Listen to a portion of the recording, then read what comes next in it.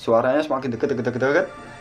Kalau tepas di tatapan teman saya itu, dia emang kayak lihat sekelebat gitu. Kayak orang lewat gitu loh. Bayangan besar banget, Mas.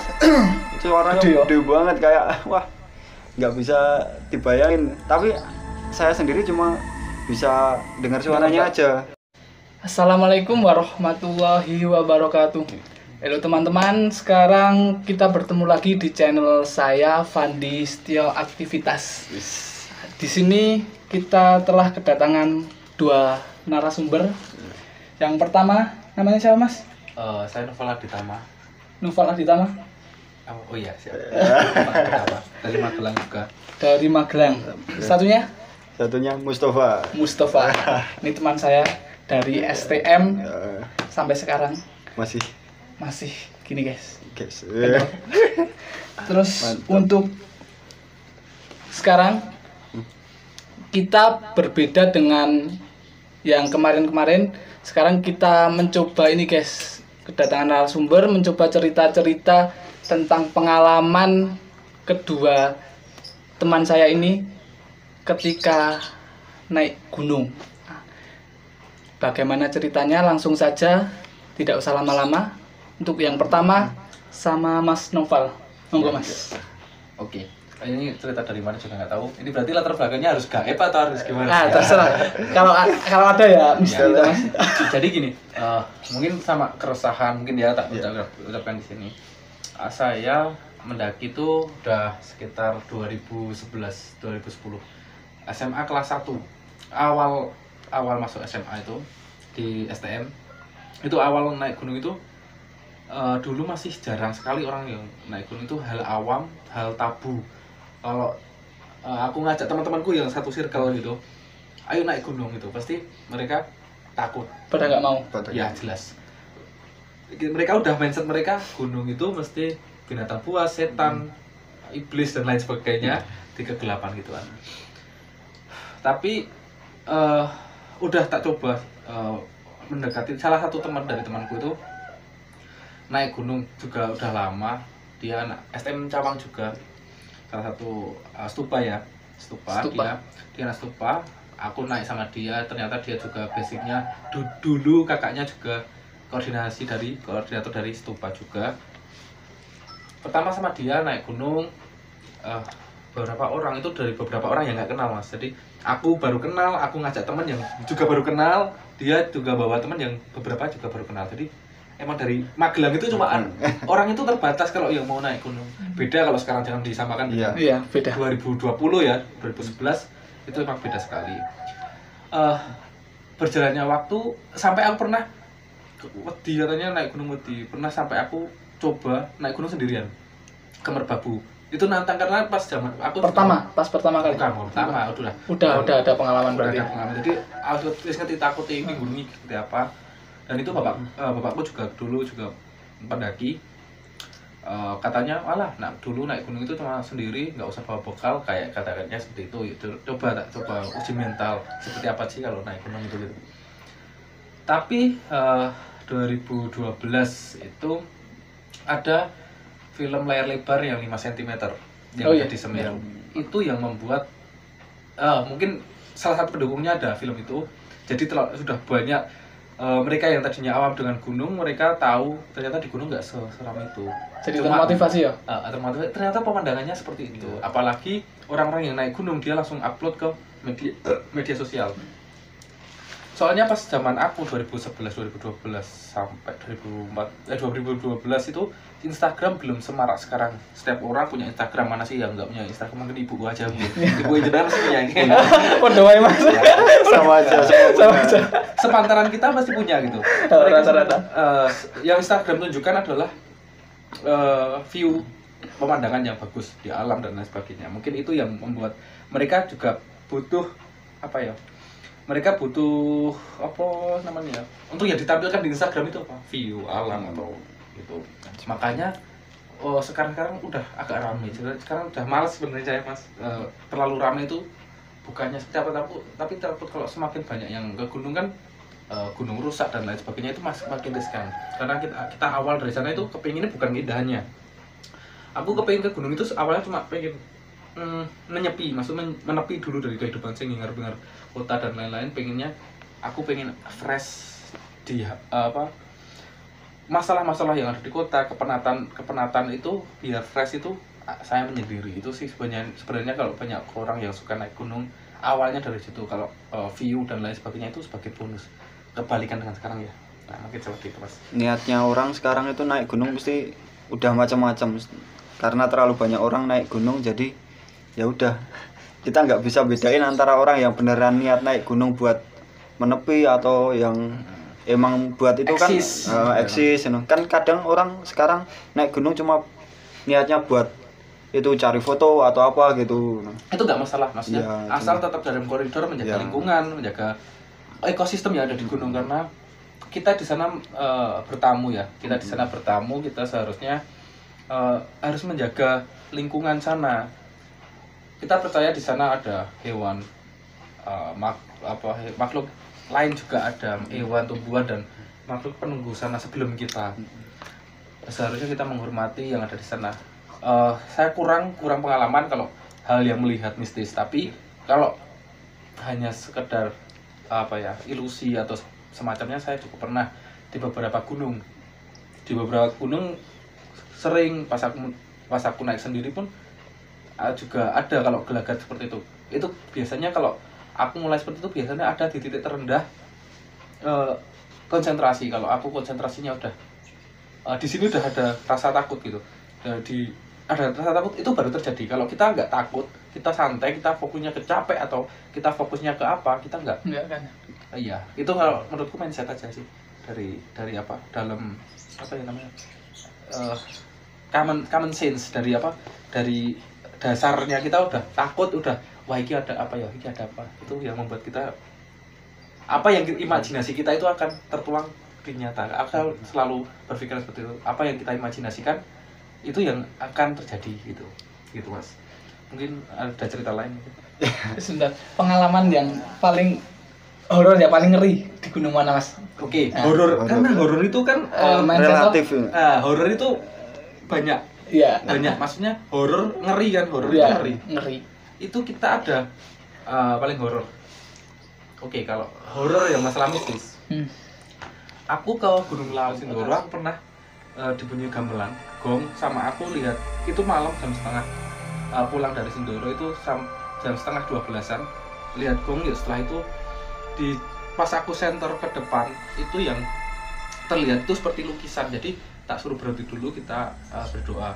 Itu yang di Sindoro. Kalau di Lawu itu jadi berempat kita masih tidur mau lihat sunrise, kita itu digoyang-goyang gitu. Jadi yang goyang itu buminya, bukan tendanya, domnya, tapi buminya itu goyang. Terus aku kan lihat sama temanku yang masih tidur 3, aku pengen lihat sunrise. Saat digoyang kan temanku pada lihat-lihatan gempa gitu kan. Terus aku kan tak buka, pas tak buka ternyata yang lain itu biasa-biasa aja. Berarti cuma satu tenda. Cuma kita yang ngerasain. Yang ngerasain kan cuma satu tenda. Grodok gitu kan. Kok iso kayak gitu. Kalau kalau horor itu masalah mistis ya cuma seperti itu. Sebenarnya nggak pernah berpikir langsung ke mistis sih. Jadi pasti ada. Tapi kalau horor untuk umpamanya aku pernah sampai horor yang dimaksud itu adalah horor yang kayak bencana dan lain sebagainya. Pernah hujan deras, kita basah semua, kita basah kuyup, turun ya. Kalau memang nggak kuat bisa hipotermia juga. Kita pernah di Sumbing itu ada badai pasir juga, ngalamin badai pasir. Kita nggak bawa, di puncak itu udah hampir sampai puncak, kita badai pasir, kita nggak bawa alat apa-apa, cuma buat makan aja. Kita cuma bawa teko kaca, saat kita angkat sudah pecah.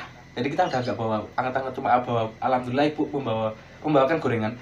Kita tusuk, kita bakar gorengan itu lagi. Terus yang satu lagi kebakaran. Aku pernah hampir turun pas Suro tahun 2015-an, 2014 kayaknya. Itu di Sumbing ada kebakaran gede. Kita ada di puncak. Kita turun itu motongin yang masih ranting-ranting yang masih basah. Kita kebut ke kiri kanan, kita lari sambil kebut itu. Itu sih horor-horornya yang lebih ngeri daripada aku lihat setan. Karena aku kepikiran naik gunung itu enggak ameh lihat setan. Jadi misteri yang aku kan cuma yang seperti itu kayak di Tokyo itu udah biasa, emang kita sudah menyadari kita itu nggak hidup sendiri, iya kan. Jadi seperti itu masih banyak gitu. Apalagi di tempat kayak gitu, di rumah aja masih kayak gitu kan. Ya mungkin itu seperti itu. Monggo kalau yang Untuk selanjutnya Coy, coba Coy. Mungkin ya dari awal saya naik gunung itu, kalau dibanding teman-teman yang seumuran saya, bisa dikatakan saya agak telat. Ya, saya telat tahu. Ya, saat ini juga saya mungkin menyesal, wah kenapa saya nggak tahu gunung itu dari dulu. Ya, walaupun telat nggak apa-apa sih. Itu kan hanya persoalan waktu. Itu teman-teman saya udah naik gunung dari awal kelas 1 itu ya, udah pada naik gunung. Mereka ya terutama yang ada di organisasinya. Kalau saya sendiri pertama kali diajak naik gunung itu sama teman saya itu pas sudah kelas 3. Jadi dibanding teman-teman saya yang mulai dari kelas 1 udah naik gunung, saya baru naik gunung pas sudah kelas 3. Pas mau lulusan? Iya, sekitaran itu, tepatnya kalau tidak salah itu sekitar tahun 2013-an. 2013. Ya, itu. Ya, tapi saya alhamdulillah banget punya teman-teman yang dulu itu berasal dari organisasi pecinta alam.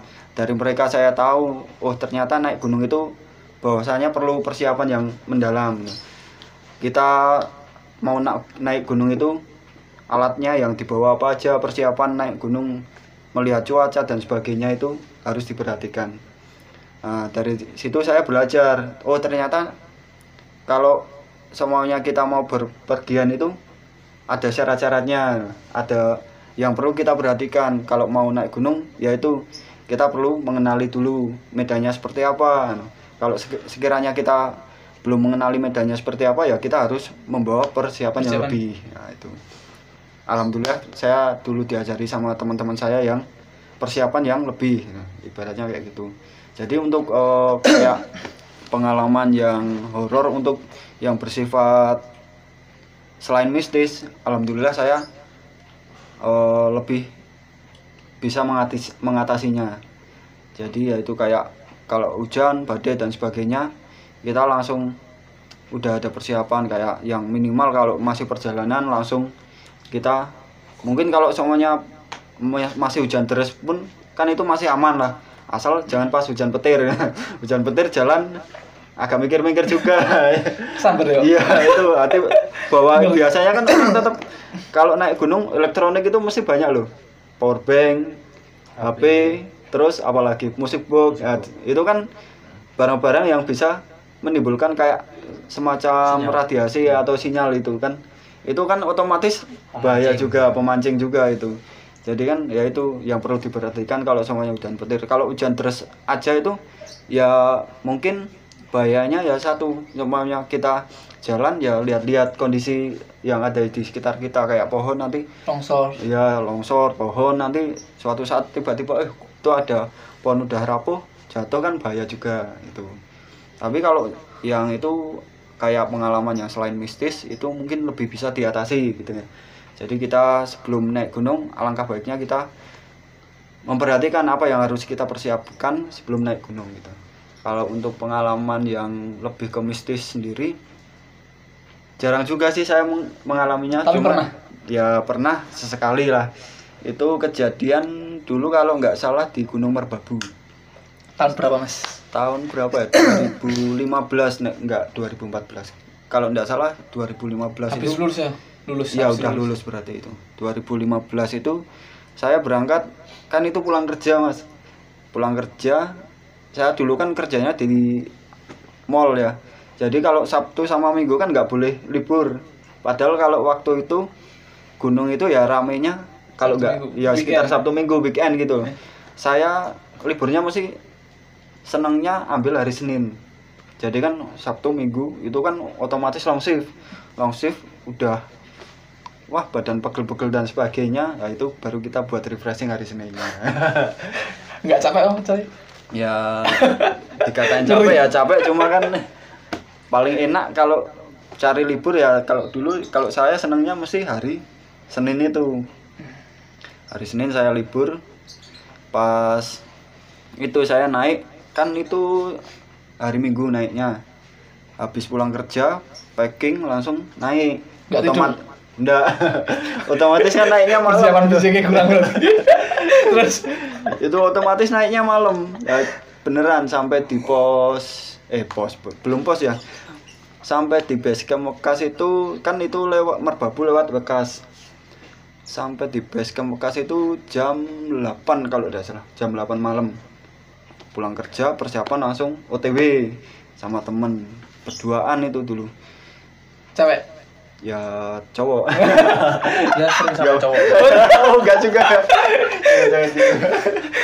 Terus Itu sampai jam 8, sampai di base camp itu kan jam 8 malam. OTW jam setengah 9. Di base camp kan istirahat sebentar, setengah jam. Habis itu langsung berangkat, naik, baru jalan sekitar 1 jam, sekitaran di pos 1 naik sedikit. Itu tiba-tiba ya itu, pertama cuma denger kayak suara gitu, kayak orang lari, tapi suaranya kok kenceng banget gitu. Pertama tak perhatikan, ya benar itu emang suara orang lari. Habis itu suaranya dari atas itu semakin mendekat terus. Otomatis kan saya yang pertama itu waktu itu kan yang dengar cuma saya pribadi, teman saya belum dengar. Pas sampai di dekat itu suaranya semakin dekat, teman saya itu udah dengar, dia juga juga takut sebenarnya. Dia kan belum pernah lewat basecamp Mekas juga, naik Merbabu, tapi dia baru sekali itu naik ke lewat basecamp Mekas. Akhirnya itu suaranya semakin dekat. Kalau tepas di tatapan teman saya itu, dia emang kayak lihat sekelebat gitu, kayak orang lewat gitu loh. Bayangan besar banget mas. Suaranya gede banget, kayak wah nggak bisa dibayangin. Tapi saya sendiri cuma bisa dengar suaranya aja ya. Pas sampai akhirnya ya, pas suaranya kan itu kayak dari atas ke bawah, otomatis kan pas deket suaranya kecil, terus deket besar kan, suara besar, terus kayak pergi itu suaranya. Nah itu semakin lama semakin kecil lagi. Nah itu di situ saya sama teman saya buat kayak keputusan ya, mau naik atau turun ya. Si teman saya bingung, soalnya pas suaranya itu hampir hilang. Dia itu dengar suara gong, kayak gamelan itu loh. Yang tahu mistis itu. Padahal di sekitar situ kayak nggak ada hajatan sama sekali. Ya kali ibaratnya buat hajat malam Senin kan aneh juga. Caranya. Ibaratnya kalau hajat ya kayak mau buat pentas-pentas kan, kalau cocok malam Minggu gitu. Ini malam Senin, besoknya udah kerja. Kita malah libur. Ya itu akhirnya bingung mau naik atau turun, bingung. Dia kan juga penakut sebenarnya. Kalau saya ya sebenarnya juga penakut, cuma kalau ada temen kan langsung otomatis kita langsung mau gimana lagi ya. Akhirnya itu nggak pakai lama, langsung teman saya itu tak tarik naik. Yakinlah, yang penting kita percaya, bismillah naik. Nah, ya itu langsung akhirnya kita nggak jadi turun, terus akhirnya jadinya naik. Nggak jadi turun, naik sampai di pos 2 itu kita baru ketemu orang. Jadi perjalanan tadi itu dari basecamp sampai pos 2 nggak ketemu orang sama sekali. Posisi lari ya, ada orang lari kosong nggak ada kosong, nggak ada, cuma berdua aja. Nggak bertemu sama sekali ya? Nggak bertemu sama sekali. Ya itu kan bingung, ada orang lari, ngeri, suaranya banter, tapi itu nggak ada orangnya sama sekali. Kan aneh juga, soalnya kan itu orang larinya itu sekitar 4 meter lah di semak-semak. Masa orang lari di semak-semak, aneh juga. Itu makanya itu akhirnya kita otomatis ya udahlah langsung naik aja, yakin saya sama Tuhan gitu. Ya udah akhirnya kita naik ke pos 2. Di pos 2 udah bertemu orang, kita ngecamp di situ. Itu ya intinya itulah. Setelah itu selama naik gunung ya alhamdulillah saya nggak pernah Nggak aneh-aneh. nggak ada kejadian. yang kejadian aneh-aneh. Cuma ya baru sekali itu untuk kejadian yang aneh. Setelah itu aman semua sih. Alhamdulillah. Iya. Yang penting kita kalau naik gunung kita percaya sama Tuhan, kita berdoa sebelum naik gunung agar diberi keselamatan Ya. dari naik sampai turun lagi. Udah, Ya. ada lagi yang Mungkin. mau diceritakan Mas? Apa? Mungkin Mas Chan? anu sih, aku pernah gini. Jadi waktu ada sekarang udah masuk pendakian nasional ya. Jadi di sebuah desa di Temanggung namanya Trilir, Desa Trilir. Itu ada jalur pendakian yang dulu pas aku ke sana 2013 itu belum banyak yang ke sana. Bahkan orang sana atau juru kunci atau yang menangani khusus untuk mendaki di situ biasanya di situ yang naik itu cuma Warga namanya? sekitar. warga sekitar, pesantren apa itu santri-santri gitu sih yang naik, yang mau ke makam Mbah Mangkubuan gitu. Terus waktu itu aku sampai ke sana itu jam 7 malam. Jam 7 malam baru sampai ke desa terakhir di pemukiman yang paling pojok gitu kan. Itu aja kita nyarinya sebelum hari Sabtu berarti. Hari Jumat kita ke sana, dari Sabtu kita baru sampai situ. Kita ke rumah paling pojok. Jadi saya duduk rumah itu, Pak, saya mau naik hari ini. Pak, orang itu masih bimbang, ini ngeculki apa enggak gitu. Gunung mana Mas? Sumbing. Sumbing. Sih kan, Sumbing.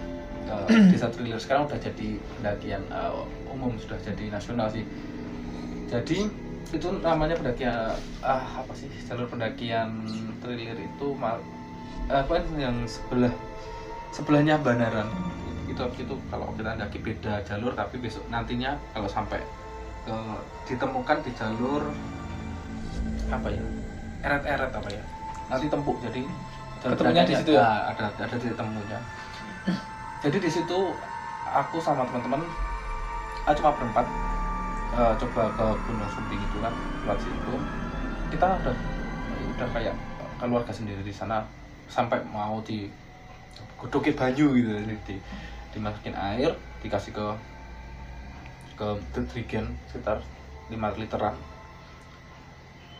Terus orang itu tanya terus, jadi sekarang bener mas jadi sekarang. Jadi kayak ada khawatir mungkin ya, karena kita juga orang Magelang, jauh dari sana, belum tahu rutenya juga. Jam berapa Mas itu Mas? Jam 7 siang Malam. itu kita udah persiapan, kita sholat dulu di sana. Terus bapak itu nyuruh anaknya ke Pak Rianto itu yang mengurusi jalur situ, juru kunci, kita bisa katakan dia juru kunci. Aku sama temanku ke rumahnya, terus karena kita sudah kesana kan, beberapa orang sudah kesana, dia cuma menggambarin rute gunungnya cuma pakai tangan. Jadi dia ambil kertas, dia gambar dina atau peta ya, gini kalau lewat sini seperti apa, lewat sini. Jadi cuma diterangin lewat kertas yang masih gambaran tangan gitu. Kita juga naik juga masih bingung karena Gambar dadaan berarti. gambar dadaan. Iya juga gambarnya sekalian. Emang itu waktu itu masih nekat mas. Beda lo sekarang wah. Gila. Sekarang udah wis ngono kae. Jadi saiki nekat beda. Kalau nekatku sama teman-teman ya perlengkapannya lengkap dan mental tak jamin gitu loh sama teman-teman. Udah persiapan berarti. Persiapan mental, fisik dan lain sebagainya. Siap. Jadi sampai senjata tajam masih bawa waktu itu, karena di sana emang agak ngeri, macan, Hewan-hewannya masih masih liar kayak gitu. Terus sama Pak Ri udah jalan sampai ke ladang terakhir, si Pinjeng. Sampai di si Pinjeng kita dituki sama Pak Rianto itu. Kita udah jalan lama tuh, dituki situ cuma mau ngasih senter, karena aku 2 orang itu nggak bawa senter, jadi senternya cuma 2 dong. Jam 10 malam dituki itu. Jam 10 malam kita baru sampai kebun terakhir. Kita dituki, dikasih apa? Center. Jadi kalau bilang ya paling apian kan. Akhirnya orang Gelem ngetut gitu kan ya. Iya. Pakai motor sampai sana, dituki, dipinjemin center. Sampai ditanyain lagi, beneran ini siap gitu. Koyo anak dewi kan sampai sekarang masih silaturahmi masih terjaga sampai sekarang.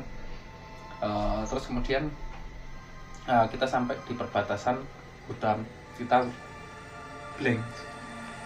Iki dalan wong, iki dalan pendakian ini masih nanti dewe kan masih mau baru aja. Itu cuma buat santri-santri situ yang naik. Jadi kan masih nggak ketok antara jalur manusia sama jalur celeng itu nggak bisa bedain gitu.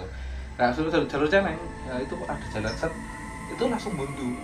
Kalau jalur manusia pasti ada terus. Tapi kalau itu jalur celeng itu ya udah buntu. Padahal kalau di peta dilihat itu jalurnya malah kan namanya jalur tangan mas. Jadi di jalur celeng kan ya nggak ketulis ke peta mas. Jadi kelihatannya ngiri ya kita ikut tapi ya kok pas setengah jalan kok kayak gini. Kita balik sampai tak telepon terus ada sinyal alhamdulillah di satu poin-poin ada sinyal. Kita telepon Pak ini kita sudah sampai ke perbatasan sama hutan kok nggak ada jalan. Dia cuma coba Al-Fatihah bareng-bareng doa meneh. Yuk terus umpamanya belum ada ya udah ngecamp situ aja apa mundur aja daripada nanti hilang. Kita Al-Fatihah benar berapa 4 orang itu. Yang satu non Islam dia berdoa menurut agamanya.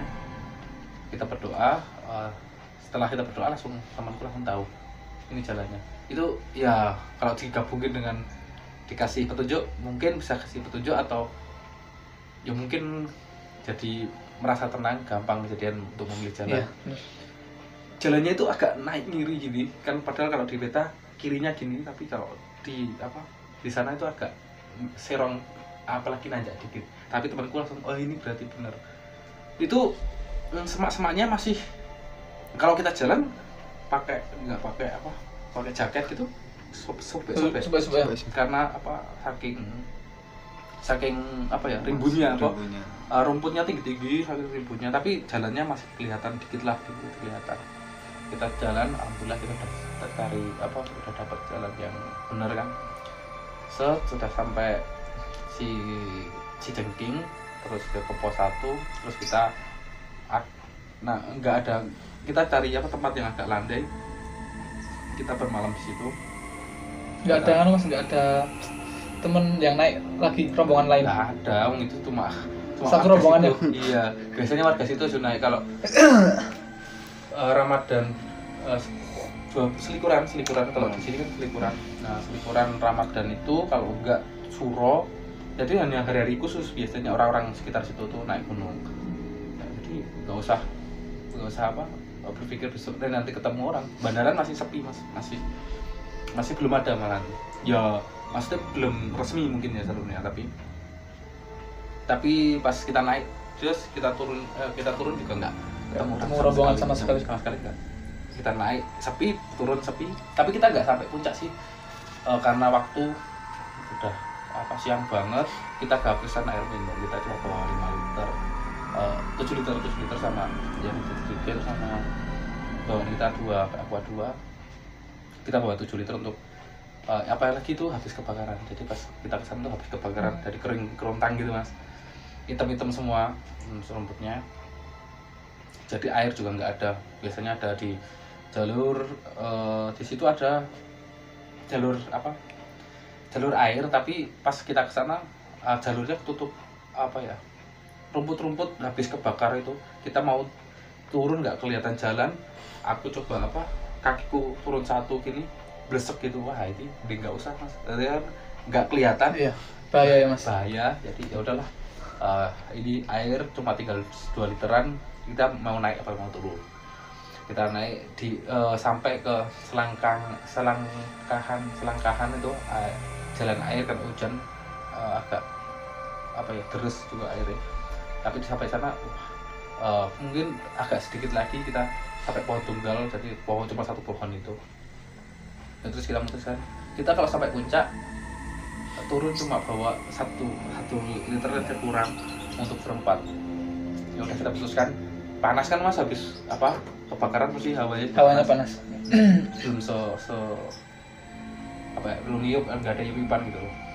Ya udah kita putuskan kita turun dulu aja besok kapan kita naik lagi atau kesempatan lain, yang penting kita udah tahu jalannya, kita udah survei jalannya seperti ini. Tapi itu saya bilang kesempatan nggak ketemu orang di gunung itu udah langka gitu untuk belakangan ini. Aku senang saat kita ke gunung, kita hutan gitu, kita yuk nggak capek mas kalau naik ketemu orang monggo mas itu lebih capek daripada kita di lingkungan rumah itu, lebih penat malahan. Kalau lama ketemu orang itu kan lebih penat.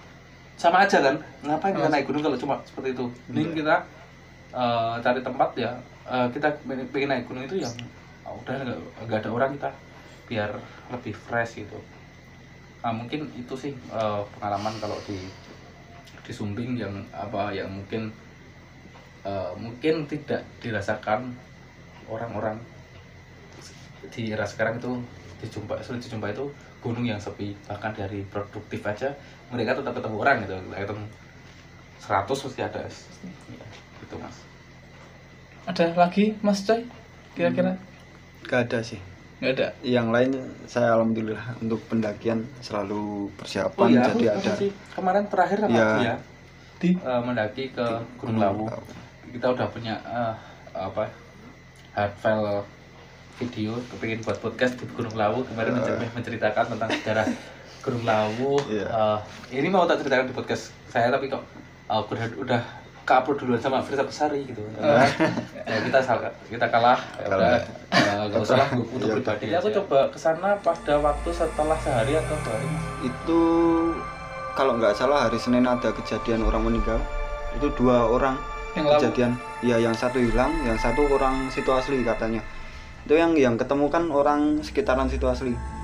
Jadi itu kalau nggak salah dia itu orang sekitaran Cemoro Kandang. Padahal posisi itu katanya kan jalur Cemoro Kandang ditutup. Nah, tapi ya itu dengar-dengar dari berita itu orang masih sekitaran desa situ. Itu tadi ilegal itu. Iya. Kita bilang hari setelah itu kita naik gunung. Sebenarnya kan itu ada 2 rekan kami. Itu yang hitungannya kalau untuk naik gunung ya baru sekali 2 kali. Saya sempat saya sembunyikan berita itu biar teman saya nggak tahu, biar nggak takut ya. Pikirannya kan kalau semuanya teman saya tahu, ternyata kemarin ada berita kayak gitu, down yang mental ya? Otomatis kan pikirannya down. Ternyata mereka kan sekarang yang namanya Instagram dan sebagainya kan, media itu kan benar-benar sumber informasi sekali. Mereka tahu akhirnya, ada kejadian kayak gini ya mas. Ya emang ada kejadian kayak gitu, akhirnya ya udah nggak apa. Ternyata mereka nggak down mentalnya, alhamdulillah sih. Terus akhirnya kita jadi naik berlima. Itu naik berlima bersama Mas Topal juga itu Mas bawa kamera ya mas, oke siap. Mau buat apa? Mau buat itu niatnya buat podcast. Tapi naik akhirnya, ke atas. Cara kalau podcast, tapi kita podcastnya tuh di atas langsung suasana yang asli gitu. Kita berpendapat soal kemarin yang meninggal gimana sih, tapi langsung di gunung gitu. Di tempatnya. Iya, itu beda. Kalau yang lain cuma ngerasain kecapeannya gitu kan. Bener-bener beda memang. Kita coba naik, terus aku coba menceritakan orang hilang saat di gunung itu. Kalau zaman dahulu pas zaman Brawijaya 5 yang muksa di Gunung Lawu itu udah banyak gitu. Siliwangi di Gunung Salak, itu kalau raja dibilang muksa, tapi kalau warga biasa seperti kita kan mungkin sekarang udah nggak ada yang katanya muksa, adanya diculik atau gimana. Pengen tak cerita di situ lagi. Bagiku seorang pecinta alam ataupun pendaki mati di gunung itu hampir sama dengan pecinta Tuhan yang mati dalam sujudnya. Kita sama-sama mencintai gitu loh. Jadi nggak mati itu bukan sesuatu yang medeni menurut saya sendiri. Kalau kamu pecinta alam, kamu mati di gunung ya udah. Ya seperti siap mati berarti. Ya. Siap nggak siap itu masalah amal lah. Ya kan? Tapi kan emang kalau di rumah gini, emang dia nggak mati gitu kan? Sama aja. Lo itu bukannya sebagai apa ya, prestasi. Ya angkel kalau iya kan, kata-kata Sohoki, kalau tidak alam pasti kenal Sohoki, sosok Sohoki. Sohoki itu juga mati di Gunung Semeru. Dia aktivis 98 juga, aktivis 65 atau 98. Dia meninggal di Semeru karena keracunan apa itu, udara, racun udara. Dia pernah di bukunya itu yang apa sih, jadi gini katanya, orang-orang seperti kita tidak layak mati di tempat tidur, katanya seperti itu. Bukannya kata-kata seperti itu agak apa ya, memotivasi. Berarti kita itu anak gue mati di tempat tidur, gue berasal percuma. Orang gue apa sih namanya kayak mati di tempat tidur gitu kan? Iya. Kalau kamu pencinta alam, mati di alam toh gitu loh. Kalau kamu pencinta Tuhan, mati saat sujud toh gitu loh. Nah seperti itu maksudnya yang motivasi kita. Tapi jangan berbuat kesalahan. Tapi seperti ini aja. Lebih gamblangnya seperti kita tahu pembalap Simon Shelly yang mati saat balapan itu kan sebagai mereka mungkin karena kita tabu dengan kematian. Aku pernah nulis, aku juga seorang pengen nulis tentang kematian itu jangan dibuat seperti tabu yuk. Seakan-akan kita saat kita meninggal itu udah gitu. Kita itu masih ada dan itu tuh pencapaian. Mati saat kamu seperti itu tuh pencapaian gitu. Saat kita bilang apa ya, pemain bola itu pas meninggal saat pemain bola, ada artis yang meninggal dibunuh fansnya sendiri, itu banyak sekali loh mas. Jadi kayak menurutku kita terlalu tabu kalau ngomong soal kematian. Padahal itu ya kalau kamu mati nih nganggur kan lucu. Kowe dikai urip, dikai alam gede sama ini, kowe mati nih main tempat tidur. Ra berguna kuwi kan gitu. Kalau aku loh menurut. Paling enggak hobinya jalan, nah itu. Loh kamu diciptakan untuk mati tempat tidur, ora usah ngomong-ngomong gitu kan. Bagus maksudnya motivasi enggak usah takut. Mati itu pasti. Kepastian yang di dunia ini hanya ada kepastian yang ada di dunia ini hanyalah kematian kan gitu. Kita mau menceritakan lagi kembali ke Gunung Lawu. Di Gunung Lawu itu kan waktu itu Brawijaya 5 ya, raja terakhir dari Majapahit. Dia moksa di sana karena anaknya yang namanya Raden Patah, dia mendirikan agama Islam, mungkin karena dan wahyu kedatonya turun ke Raden Patah, jadi diterusin ke Mataram Islam ataupun Demak. Akhirnya Brawijaya 5 moksa di Gunung Lawu bersama Sabdo Palon. Kalau kita pernah lihat ya, di Sabdo Palon dia moksa di sana. Di Lawu pun ada kayak petilasannya Brawijaya juga itu ya, di belakang Mbok Yem. Dan menurut saya yang kemarin meninggal, ini menurut saya pribadi, jadi jangan ini cuma persepsi saya pribadi. Ada dua orang yang bilang, dua apa ya, sumber yang ngomong. Kalau yang pertama bilang ini goib itu diambil goib, yang satunya yang itu yang apa, yang copot baju dan lain sebagainya. Karena dia sempat kan kayu kan apa, ngumpulin kayu. Kalau dilihat dari videonya itu, ada yang bilang goib, ada yang bilang kalau sesuai dengan sains dia tuh apa ya, hipo. Tapi karena hipo itu kan nggak harus orang kedinginan diam seperti orang mabuk. Ada yang orang mabuk langsung just tak gitu kan. Tapi ada juga yang di luar kontrolnya. Nah aku pernah ya seperti itu, pernah ngalami juga. Ada orang yang apa, yang hipo tapi dia lari, malahan copot baju juga dia lari, terus di apa, ada temennya jegal gini lah, didudukin bareng-bareng, akhirnya diselimutin, copot bajunya diganti, ganti, dia normal kembali. Jadi nggak selalu apa halu hipo yuk harus diam, enggak. Jadi yang nyamari itu mah justru yang lari itu. Kalau yang kedinginan kita bisa handle gitu kan. Tapi kalau yang lari itu ya kalau di sana nggak ada jurang gitu, karena dia halu gitu. Nah mungkin cerita-cerita yang seperti itu yang bisa kami ceritakan ya. Menurut pengalaman kami yang terbatas itu sih. Jadi teman-teman yang naik gunung, fisik, mental itu harus benar-benar dijaga. Jangan cuma ngejar view, karena sekarang view udah banyak banget. Kita sampai atas gunung udah lihat di mana menoreh itu Menoreh. mentok. Mata langit tambah uang dikit sampai mata langit kalau cuma view yang kalian ngejar. Tapi kalau kalian yang mengejar seperti saya, seperti yang pengen kesunyian, nah itu ya itu lewatnya bagaimana yang pertama harinya jangan hari produktif seperti itu, biar kita sama-sama menjaga alam gitu loh.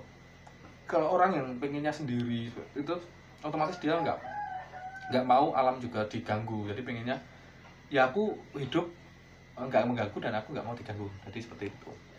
Mungkin seperti itu Mas, kemarin pas perjalanan di laut sama Mas Nova itu.